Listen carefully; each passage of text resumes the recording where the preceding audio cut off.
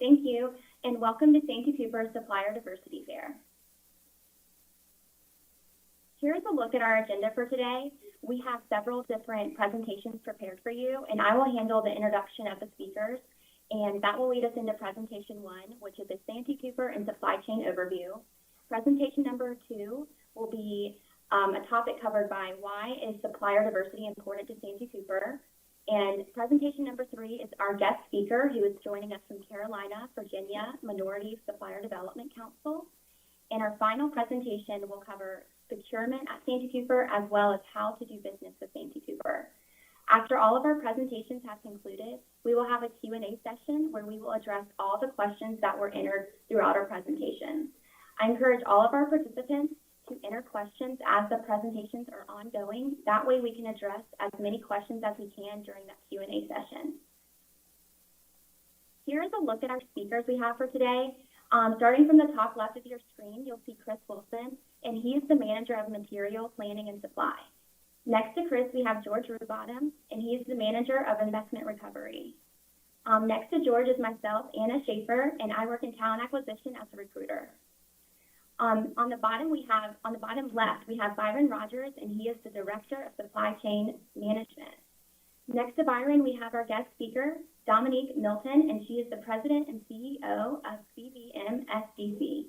And next to Dominique, we have Edward Abed, and he is the Manager of Procurement. Now I'm going to turn it over to our Director of Supply Chain Management.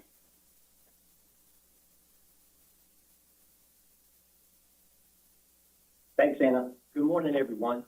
My name is Byron Rogers, and I'm the Director of Supply Chain Management at Santee Cooper. I also want to welcome all our participants today to our Supplier Diversity Fair. I get the pleasure to talk with you today about Santee Cooper, who we are, and about supply chain management at our company. So who are we? Santee Cooper is South Carolina's state-owned electric and water utility, known formally as South Carolina Public Service Authority. We were created in 1934 as a rural electrification and public works project. We first generated electricity in February of 1942. The project saw the creation of 2 lakes, Lake Marion and Lake Moultrie, along with over 40 miles of dams and dikes, and the world's highest single-lift navigation lock at the time. Santee Cooper is a public power provider and source of electricity for approximately 2 million people in all 46 counties of South Carolina. We serve approximately 198,000 residential and commercial customers directly in Berkeley, Georgetown, and Horry counties. We also supply electricity to the state's 20 electric cooperatives, the city of Bamberg and Georgetown, 27 large industrial customers, including the Joint Base of Charleston, the Alabama Municipal Electric Authority, and the 10 members that form the Piedmont Municipal Power Agency. Our mission. So what's our mission?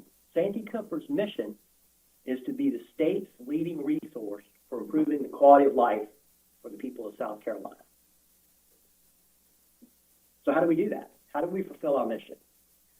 We are committed to producing and distributing low-cost, reliable energy, water, and other essential services, providing excellent customer service, operating according to the highest ethical standards, maintaining a quality workforce, being a good steward of the environment, and being a leader in economic development.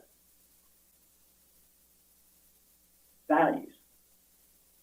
So, our values at Santee Cooper are a foundation of who we are and demonstrate how we conduct ourselves with all stakeholders. Employee safety is critical in everything we do. Quality. We deliver reliable and affordable products and services. As I mentioned earlier, those products and services are electricity and water. Integrity. We are honest, trustworthy, respectful, and ethical. Innovation. Our culture embraces change and encourages diverse ideas. We have a continuous improvement department to help capture these changed and diverse ideas as we strive to get better. Relationships. Our family culture fosters a teamwork atmosphere in which open communication, partnerships, and trust thrive. Respect. We treat others the way we want to be treated respect their viewpoints, ideas, and thoughts. And finally, stewardship. We care for those things in which we have been entrusted and take seriously our commitment to the future. So let me talk a little bit about supply chain. And this is our mission statement. I know it's lengthy, but I think every phrase is significant as it represents our department's purpose and our role at Santee Cooper. So in support of Santee Cooper's mission, values, and objectives, we are dedicated to partnering with our business units to provide best-in-class customer service while maximizing company return on assets and the lifecycle movement of goods and services from planning, sourcing, logistics, to asset recovery.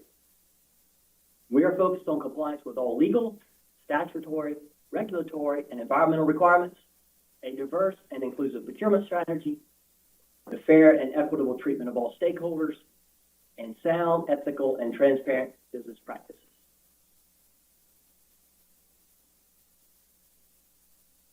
So the next slide is a graphical representation of supply chain at Santee Cooper. As you can see, we have 4 areas of focus, all centered around our customer, our internal and external customer. So let me start with material planning and supply. That is managed by Chris Wilson, and his team of material planners are responsible for demand planning, inventory planning, and replenishment planning. So what that basically means is their job is to make sure the customer has the right material at the right place at the right time. They focus on maximizing material availability to our customers while minimizing inventory investment for our company. They determine stocking levels for all our transmission and distribution warehouses. They also work with our suppliers to stock our inventory at the supplier's location. And of course, they will release this material as needed for our customers off established blanket agreements. Procurement. That's managed by Edward Abed. His team of buyers have assigned commodities or a list of goods and services they are responsible for procuring. They work with our internal customers to source goods and services for the company at the lowest total evaluated cost. They issue requests for quotes and requests for proposals to our suppliers. And of course, after the evaluation of the bids and any negotiations, the buyers will award spot purchase orders or long-term blanket agreements, depending on the need of our customers. Once the material is ordered, it is shipped to one of our warehouses or stores. The primary function of stores is receive, store, pick, and issue delivered to our material to our customers. They also will transfer material to other warehouses as needed through our warehouse network. When material inventory gets to the end of its useful life, it is sent to investment recovery for disposal. Investment recovery is managed by George Rubata. Their primary focus is to maximize the return on our company assets. In order to do this, they sell our excess and obsolete material via online auctions or work directly with the auction company to sell material on our behalf. For example, we sell fleets, heavy equipment, through auction companies, which go to wholesale car dealers. And finally, investment recovery refurbishes used inventory that gets returned from the field. The refurbished inventory is returned to our storeroom to avoid buying new inventory. Decorative poles, T&D hardware, just some of the examples of inventory that they return, which saves us money from buying new.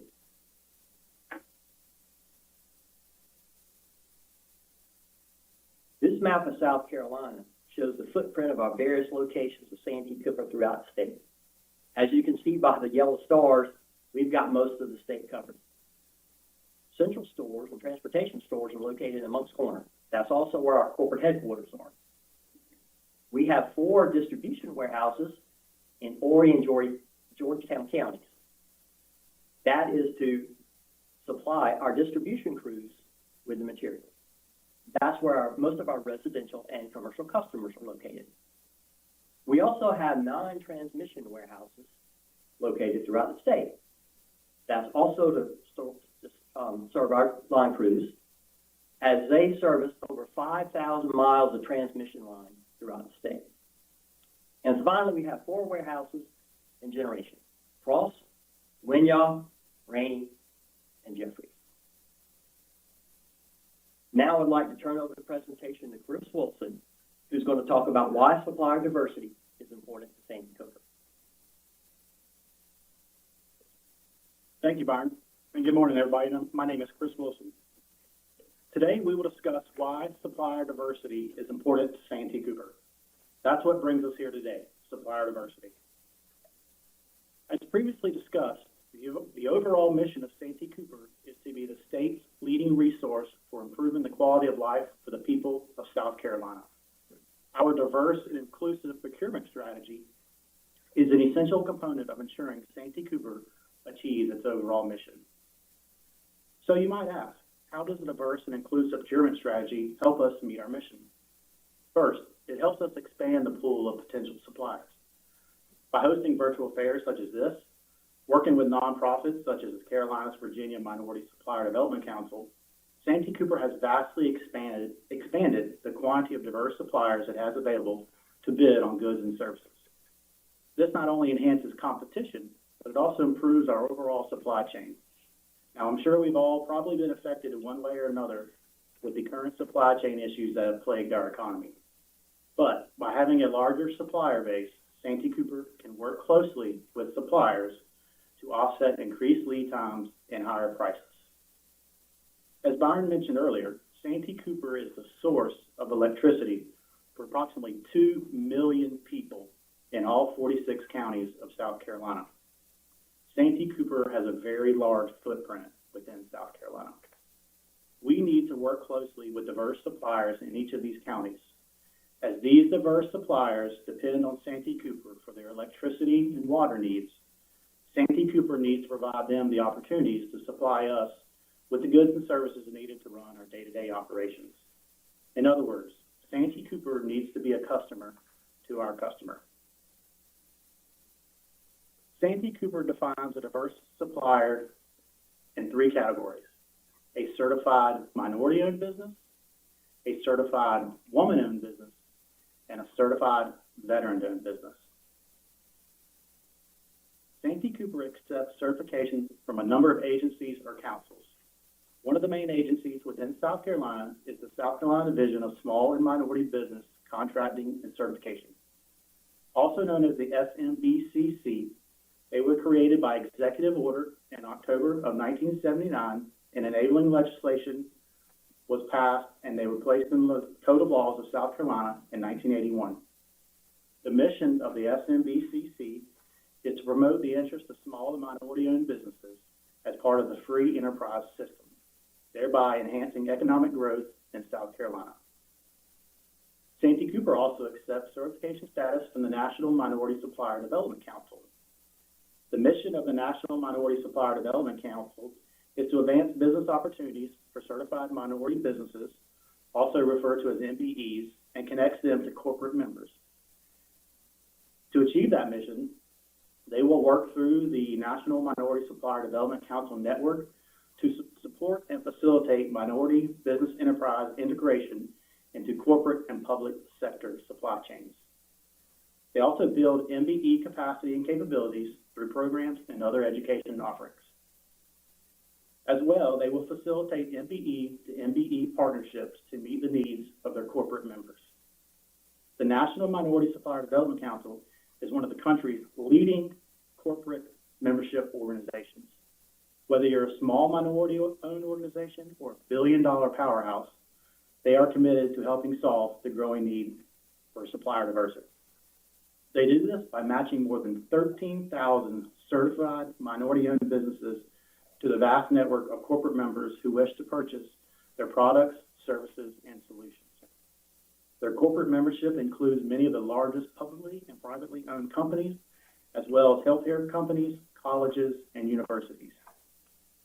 The National Minority Supplier Development Council includes a national office in New York City, 23 affiliate regional councils, and more than 1,500 corporate members. Our guest speaker today is the president and CEO of one of their affiliate regional councils. Santee Cooper also accepts any state government, federal government, or other authorized recognized certification councils. Some examples within South Carolina are the City of Charleston and the South Carolina Department of Transportation. Santee Cooper also accepts certification for veteran-owned businesses through the Department of Veteran Affairs. If you have any questions about whether a certification is accepted by Santee Cooper, feel free to send us a message in the Q&A section, and we will respond at the end of the presentation. Now I will turn it over to Dominique Milton. She is the President and CEO of the Carolina, Virginia Minority Supplier Development Council. She will speak about the certification process of the council, as well as the economic benefits of doing business with diverse suppliers. Please welcome Dominique Milton. Thank you so much, Chris. And as I try and get this presentation up, I just want to thank Santee Cooper for becoming a new member of CVMSDC. You are one of our newest members this year, and your intentionality is showing up here today by the fact that you are hosting this event to bring MBEs to the table to learn how to do business with Santee Cooper.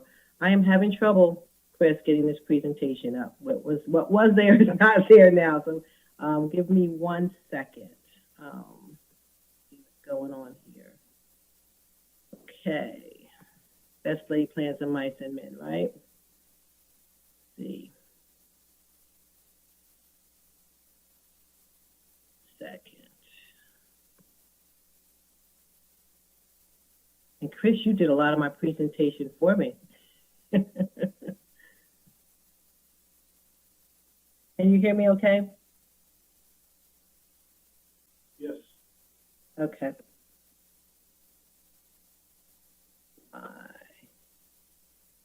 Okay, we're almost there.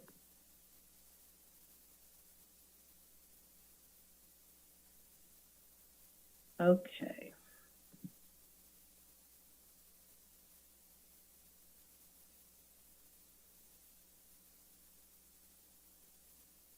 Oh, help me. Here we go. All right, we're in business now. Can you all see my screen? Yes. Yes. Okay, excellent. Sorry for that technical difficulty. So what I want to share with you today, as Chris shared, the importance of certification and why we are even having this meeting here today. And so I think the best way to explain something is to tell your own personal story. In my story, as an MBE for 10 years, I was on the corporate side for 20 years before becoming an MBE. But when we became an MBE, we had a company that we joined up with this agency. We joined up with, we got every certification that you could get. And we were able to catapult our business from a concept from $0 to $20 million in a short period of time, over 6 years, because we engaged with advocacy organizations. And so what I want to share with you today is the power of being certified, how advocacy organizations can help you to catapult your business, right? So we're going to go into that. So this was me in the middle with a little bit of a better makeup job. I used to always want to be Oprah, be that powerful businesswoman, and be Martha at the same time. When the kids came home, the cookies would be baked. And I wondered how they got it all done.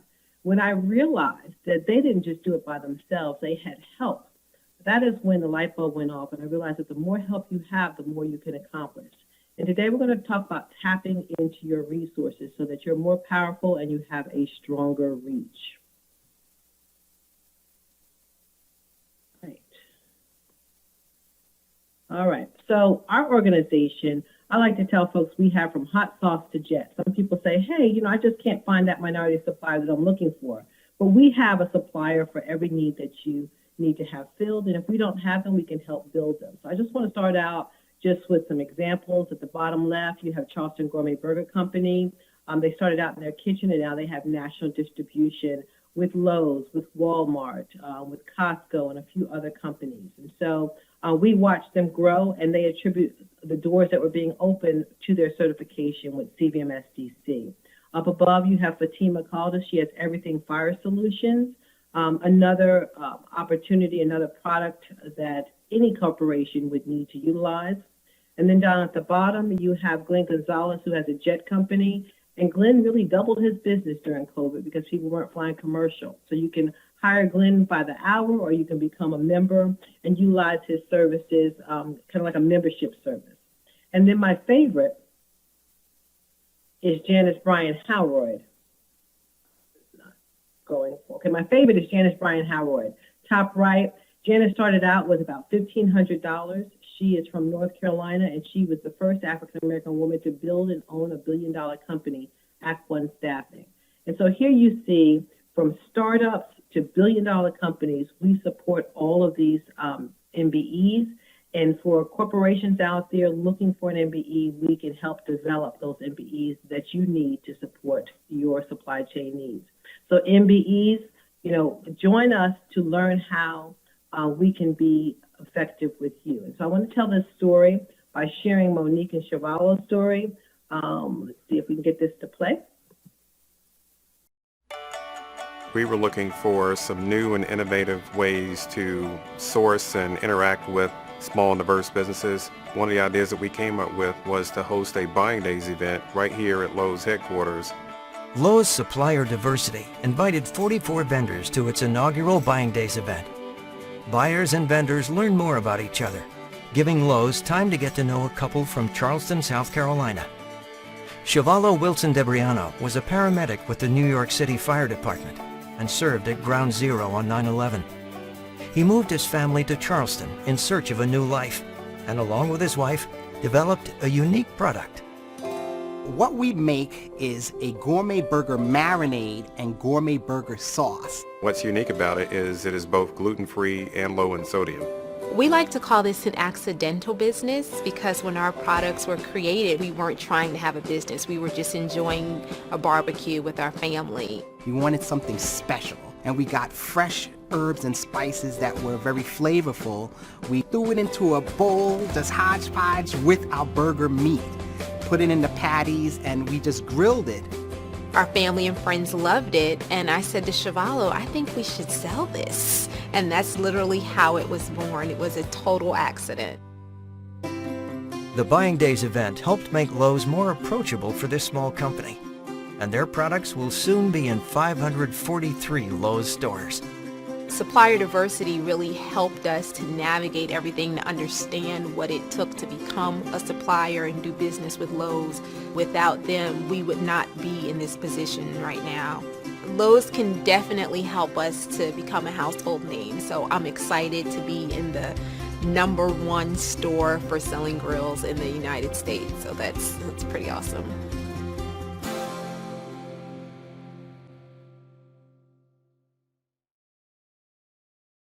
We love that story, and a few things about Chevallo and Monique. One, they were very creative, because I would have never thought to connect them with Lowe's, right? But they were creative. They stepped outside the box. Lowe's has grills, and so they connected with Lowe's to see if they could have their sauce next to the grill. A second thing I want to share with you about that couple is that they are servant leaders. If anyone on this call needed help getting a product to market, they would be willing to help you. They have a class called Recipe for Retail to help you with that. And then thirdly, this is very important for everyone listening, they were very coachable. Lowe's says they were the most coachable suppliers they've ever met. And so sometimes we're so close to the business that we're in that we're not ready to receive feedback from the client, the corporate partner that wants to do business with us. So please keep a creative mindset, a servant mindset, and a very coachable mindset as you approach corporations to try and do business. All right, so great example there. So let's move on to who we are. As Chris said earlier, we are part of the NMSDC affiliate. NMSDC has been around for 50 years. They are a national advocacy group, and we have been around for 45 years. So NMSDC was created back in 1972 by executive order, a nonprofit, and we have 23 regional affiliates across the country, over 13,000 MBEs, over 1,500 corporate members. We are led by Ying McGuire. She is our newest CEO. She just joined us about 3 months ago. So we're excited to have her come to the forefront and help us with technology, help us with more diversity, to be able to serve all ethnic minorities. We're going to talk about the $401 billion impact, economic impact, a little bit later. So let's see. Advancing.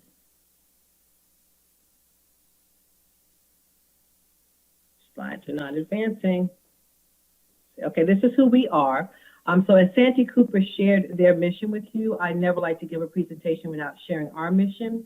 Our mission is to expand business opportunities for minority business enterprises, we call them MBEs, and create mutually beneficial links between corporate partners such as Santee Cooper and the MBEs. The ultimate outcome is to add economic value to the supply chain while increasing economic opportunities in the business community. And our structure, somebody can help me. Our structure is as follows. We are in the middle. I have a very small and mighty team. There's just 7 of us. So we're all accessible. You can reach me by phone or email, or you can reach any of the team members. So we're in the middle, and up above we have 6 rings. That's how we're divided up. We have 6 rings throughout our footprint of North Carolina, South Carolina, and Virginia. And in those rings, it's kind of like a small corporate round table. You can pull up your chair to those tables and meet the people that you want to do business with. The one here in Charleston is the MLP, the Midlands Low Country PD ring. Then we have one in the upstate. We have 3 in North Carolina and 1 in Virginia. Everything is virtual right now, so I encourage you to go to our website and sign up to attend one of our ring meetings to see what the work is all about locally. And then on the left, we have our MBEs. That's one structure. And then on the right, our corporate partners, another structure. Those are our core customers. And then on the bottom, we have community partners like the SBA, and the City of Charleston, and the other organizations that do certification as well. Because again, you need to be certified with as many certifications as you can get. When I was an MBE, we had woman-owned, minority-owned, 8A certified, and we were certified with this council in a number of different cities. Okay. Next slide. Okay. So the 4 pillars of our work, excuse me, what do we do? As Chris mentioned, we are the largest certifying agency of ethnic minority businesses in the United States. So we hold the gold standard for certification. The process is long. I'm not going to tell a story there. It's a long process. It takes about 6 to 8 weeks. But if you have your paperwork in order, it's easier. And if you need help, we have a team of people to help you get through the certification process. Once you get through it, the next year when you have to recertify, it's much easier. But once you do get certified, we never want you to pick up the phone and say, hi, Santee Cooper, I just got certified with CVMSDC, and I'm looking for contracts. I heard you're looking for minority vendors.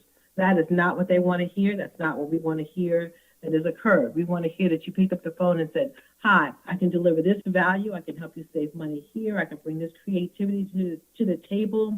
I can help you be more nimble in this area. They want to see how you're going to add value to the table. And when they ask you, are you certified? You say, oh, yes, definitely. I'm certified with the city. I'm certified with the state.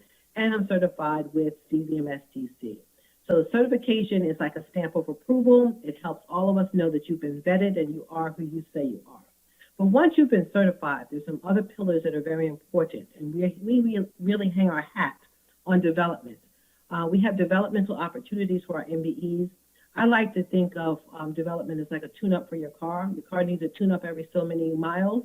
You need to be developing your business on a regular basis. And we provide scholarships for our MBEs to go through developmental programs so that they can better their business. So if you're at the beginning stage, we help you get to the next stage. If you're already in the millions, we help you to double. And we're going to talk about that a little bit later. So you might pay $400, invest $400 to become a member with our council, and we in turn invest $5,000, $10,000, $15,000 in your development. So development is key. And I suggest to everyone listening, if you're a business owner, to have development in your annual business plan.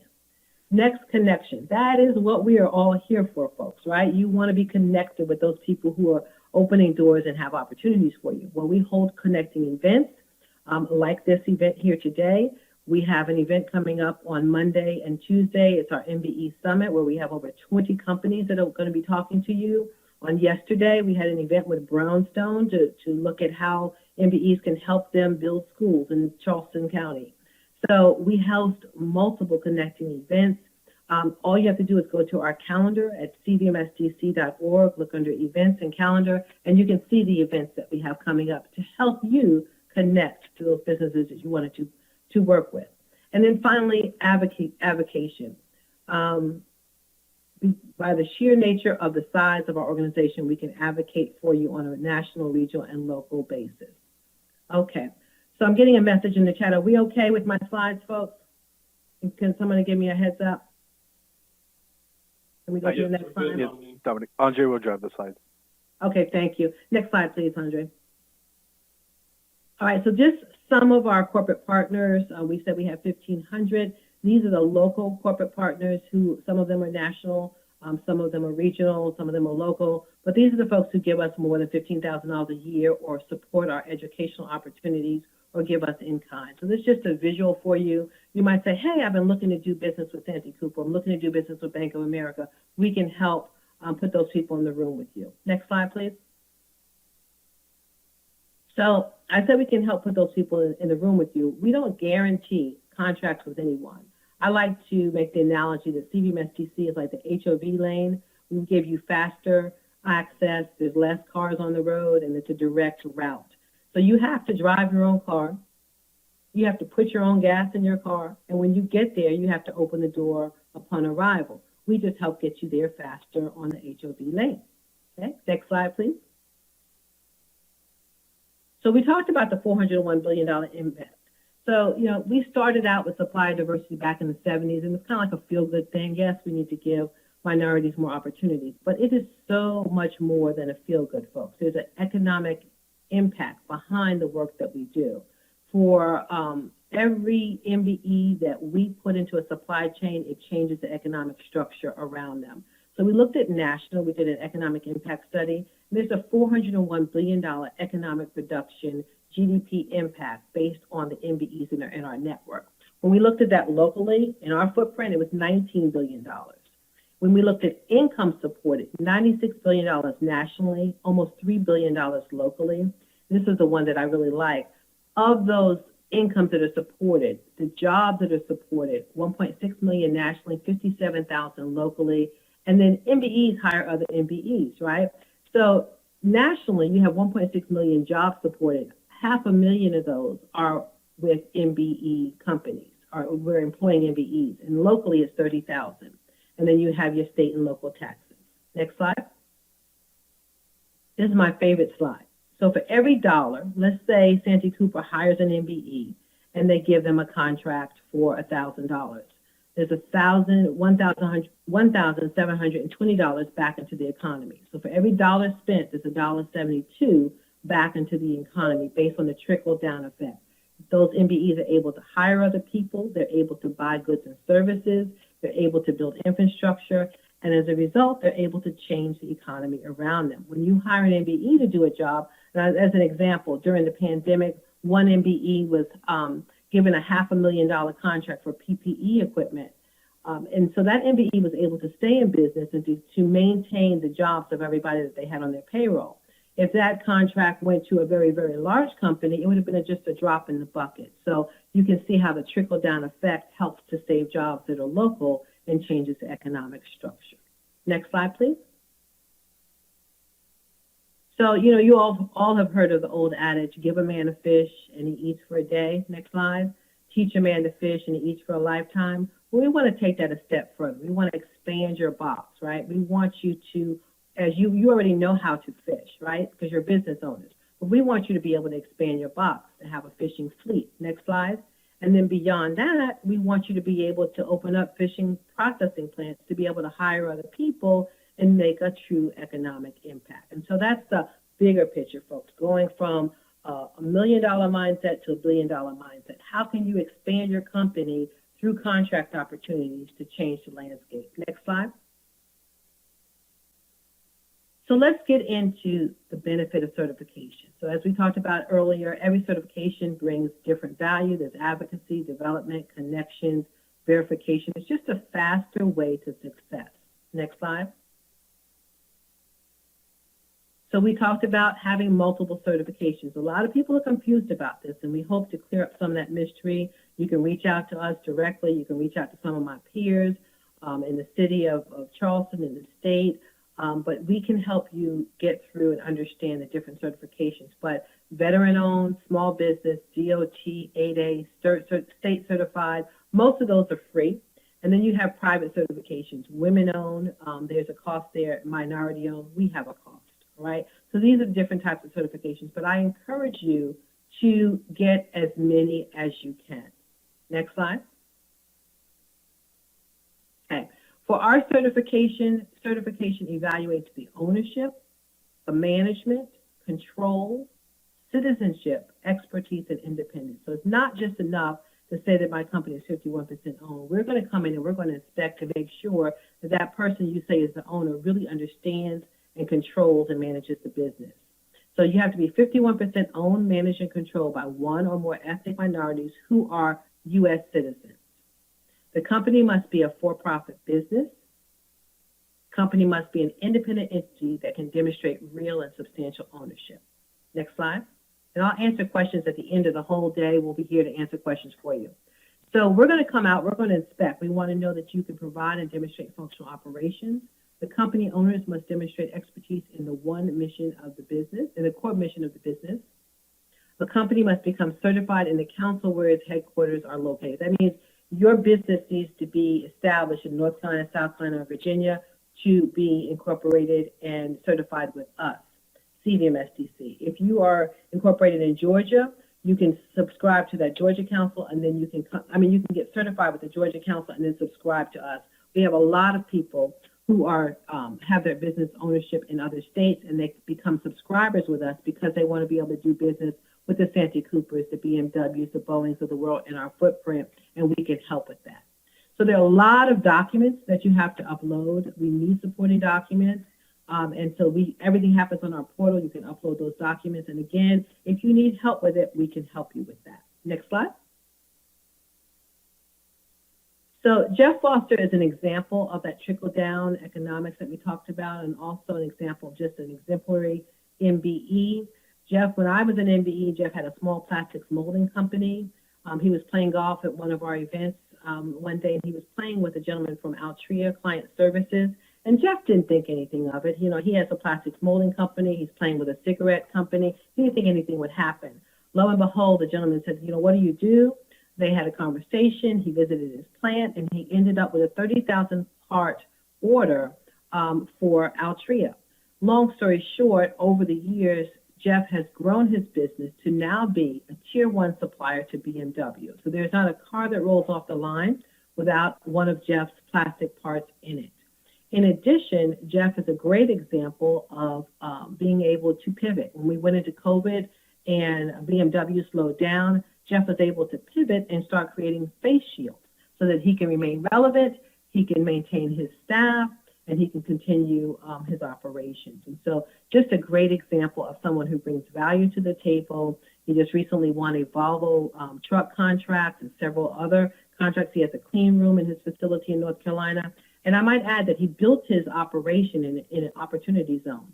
So he was able to change the whole entire economic landscape of that area where he is, and he's able to hire folks from the community. He's able to hire college students, and just really an example of trickle-down economics. Again, back to that $1 spent with him, returns $1.72 back into the environment. Next slide. Okay. All right. So Connie is going to sum up everything that I just talked about. If you can roll this tape, I would appreciate it. My passion is to create a healthier and more productive workspace in a very cost-effective manner with live green plants. Buckingham Greenery has been in business for 36 years as of October of 2018. We've grown.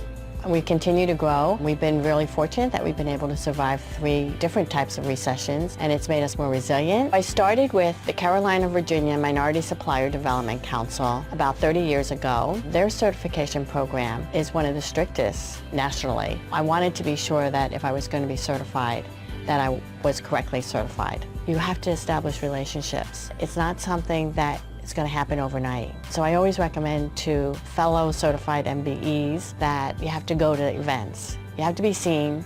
You have to have your capability statement, be involved on committee, a project. When they ask for volunteers, volunteer, because then you get to know not only the staff but the corporate partners, because they are the volunteers that are putting together an event, and that's how I got a lot of work. I would go to events, you meet some company people, and they say, oh, well, we have an opportunity here, and it just starts snowballing from that point on. I have a fabulous team of people. We have over 350 years of service. When you're really passionate about what you're doing, you love it, and it's not even work. You get to love what you do and do what you love. You can stop it, Andre. She said something that's very important. You have to engage, right? It's a two-way street. So once you become certified with us, it's a give and take. We need you to be invested in the process, to show up to these type of events, and to go to our developmental programs and just really engage. It is a two-way street. So she tells the story well. She's been extremely successful with her business, and just a great testimony for you all to experience. So let's talk about, what does it cost to become a member? So if you are under $1 million, if you're a startup to up to $1 million, it costs us $400 for your initial certification. To get recertified is $350. If you are outside of the state of South Carolina, North Carolina, Virginia, let's say you're in Georgia, to come over and subscribe to us is $450 after you have become certified with the Georgia Council. I'm just using Georgia as an example because they're close. And then you can see the sliding fees. So up to $10 million is $650. Over $50 million is $1,500. Those are our costs. But for everybody listening today, if you are in, if you're in any of our states, but I have a special grant from Facebook for the Charleston community, Charleston, Dorchester, and Berkeley, we have a grant that covers this $400 initial certification fee. If you qualify, that means you have to meet all the qualifications of our certification process, and then you can apply for the grant. We got this grant because we wanted to increase the number of certified MBEs in this footprint. So for right now, those listening, obviously you have to be at the table to partake. You're hearing that you can get certified for free with us. And if you're outside of the Charleston area, we have some additional grants to help with covering that cost, at least for the first year. Thank you so much. Let's go to the next slide. Okay, so that is us in a nutshell. If you want to reach out to us at info@cvmsdc.org, or you can reach directly to our certification director, Marjolette Brown. I do like for you to register for our newsletter. This newsletter is packed full of opportunities. Attend an information session with us. We have a pre-certification briefing coming up at the middle of this month. And then by all means, we have that event that I mentioned at the beginning coming up November 8th and 9th. You can register for that. It is a virtual event. It's $49 if you're not certified. For all my certified MBEs that are listening, it is free. So please register for that today. When you get off of this call, we would encourage you to register. There will be 20 companies that will be speaking on that particular panel. There's going to be 5 different panels. We have government, manufacturing, retail, finance, and healthcare panels. So I encourage you to attend those panels. And so with that, again, I thank Santee Cooper for putting on this event. Thank you for your intentionality. And I will turn it over to Ed Abed to carry on. Thank you so much.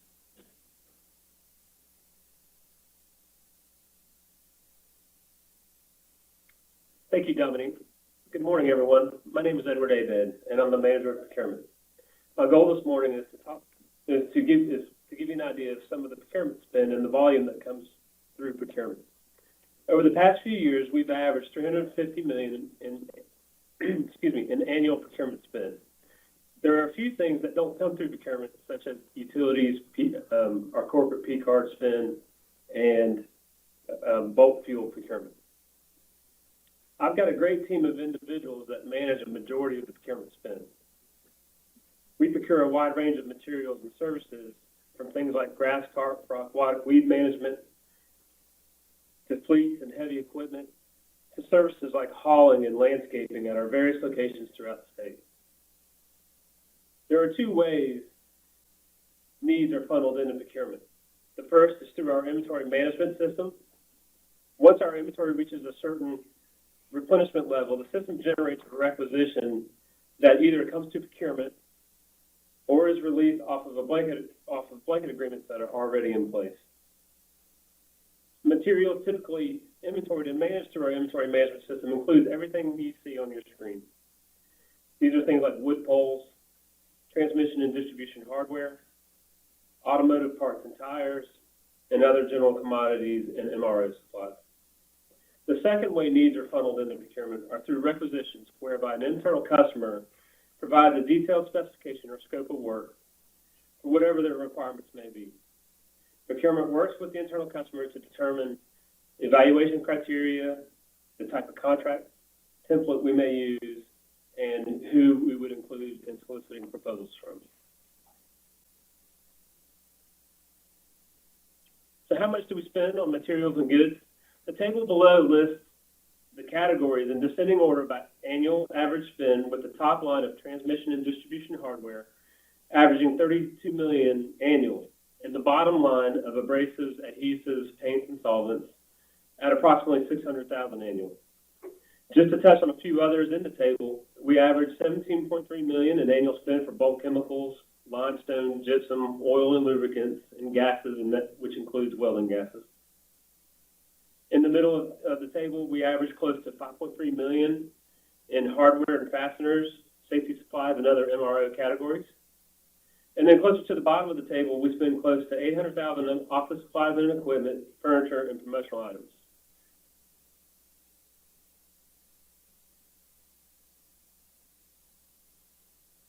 So how much do we spend on services?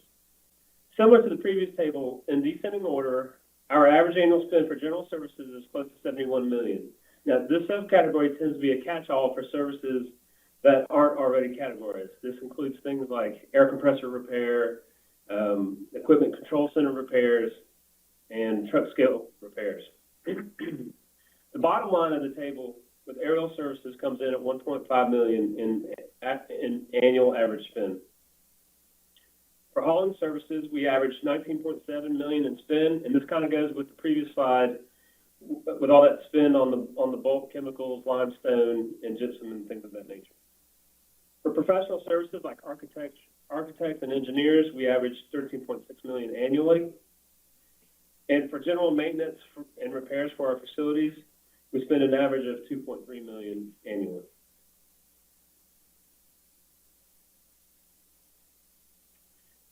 This table is intended to give you an idea of the volume of the solicitations that come through procurement.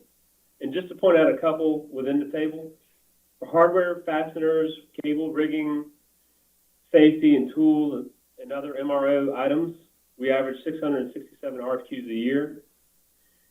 Now, I know what some of you are thinking when looking at this table. Santee Cooper does 329 RFQs for automotive, heavy equipment, boats, and trailers. And while that may seem like a lot, it's not when you consider all the accessories and the parts that are needed to maintain our fleet. With that, I'm going to turn it over to Chris Wilson, who's going to walk through the supplier registration process. Thank you, Ed. Now I'll walk you through the process of registering as a Santee Cooper supplier. Registering is quick and easy, and only a W-9 with a taxpayer ID number is required during registration. To register, please go to www.santeecooper.com. In the upper right-hand corner, you'll see Community, and you'll scroll down to click on Doing Business with Us. And then in the middle of your screen to the right, you'll see Suppliers and Contractors, and then you'll see a Register for Santee Cooper's Supplier Portal. On the first step, under Company Details, please ensure that you fill out your company name, tax country, and taxpayer ID. Please ensure you enter the taxpayer ID number correctly, or you may receive an error. Also, under contact information, you'll need to enter your email, first and last name, area code, and phone number. On step 2, you will be required to enter at least one address associated with your company, along with a minimum of at least one contact person. Under business classification, if you are a minority-owned business, you will want to check that box. You can also enter your certificate number, your certifying agency, and certification expiration date. On the final page is where you will upload your W-9 form. Once you hit the submit button, you will receive a confirmation. Followed by that, you'll also receive a confirmation email. This email will contain your company name along with your Santee Cooper supplier number. Please have this number ready when you're reaching out to your prospective buyers. While registering as a supplier doesn't guarantee you will receive an award, it is a good idea to stay in constant communication with your buyers so they may update you on upcoming bid opportunities. If you encounter any problems during the registration process, simply email procurement@santeecooper.com. One of the issues we wanted to discuss was the possibility that Santee Cooper may not have a need for the types of goods or services that one of our suppliers sells. That's okay. This strategy is about more than just Santee Cooper. Whether or not you are able to do business with us, the main goal is for Santee Cooper to promote supplier diversity. As Santee Cooper works to grow their supplier diversity program, we also work with other agencies like the City of Charleston. The City of Charleston also has an MWBE program that works to promote the interests of minority and women-owned business enterprises. We had the privilege of working alongside Ms. Ruth Jordan, the MWBE manager for the City of Charleston. Ms. Jordan provided us with some great expertise and was extremely instrumental in helping Santee Cooper with its inaugural Supplier Diversity Fair. Santee Cooper encourages all of our viewers to engage the City of Charleston with their MWBE needs. Ms. Jordan and her staff will welcome the opportunity to speak and discuss their program requirements with you. I appreciate the opportunity to speak to all of you today, and now I will turn it over to Mr. George Rubottom, who will guide us through our Q&A portion of our program. Please allow us just a minute as we prepare to respond to each of the questions you have submitted. Thank you. My name is George Rubottom, and I'm the Manager of Investment Recovery. I'm here today to work with you and talk to you about our question and answers. Throughout the program, we've been monitoring for any questions received so that we can respond. We have not received any questions up to this point, so I still want to remind you that if you have a question about anything you've heard today, please use the website to submit your question. You could go to procurement@santeecooper.com to submit a question. Afterwards, we're going to give you a contact slide that will have information and contact information for those of us who participate today, and you are welcome to email any of those names listed with your questions.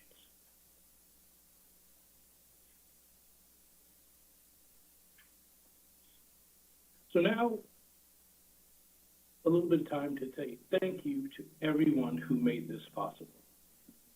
We'd like to thank all of our colleagues who we benchmarked with: Salt River Project, Southern Company, Jacksonville Electric Authority, and Dominion Energy. We'd like to thank those state of South Carolina agencies who were instrumental in our efforts to bring you this presentation today: the Department of Transportation, the South Carolina Division of Small and Minority Business Contracting and Certification, and DISA, located in Columbia. A very special thank you goes out to Dominique Milton and Gregory Watson of the Carolina, Virginia's Minority Supplier Development Council. And of course, thank you. A great thank you goes out to Ms. Ruth Jordan and the City of Charleston. Thank you to Cisco WebEx and our producer. Thank you to Santee Cooper's Technology Services Department, especially the Networking Services Department and our Corporate Communications. Now I'm going to bring up our final slide, which contains the contact information, while our WebEx producer, Peter, gives some closing remarks.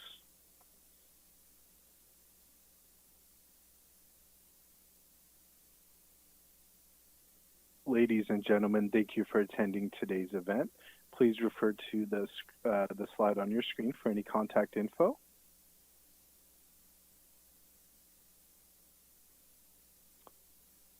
And ladies and gentlemen, this also concludes today's event.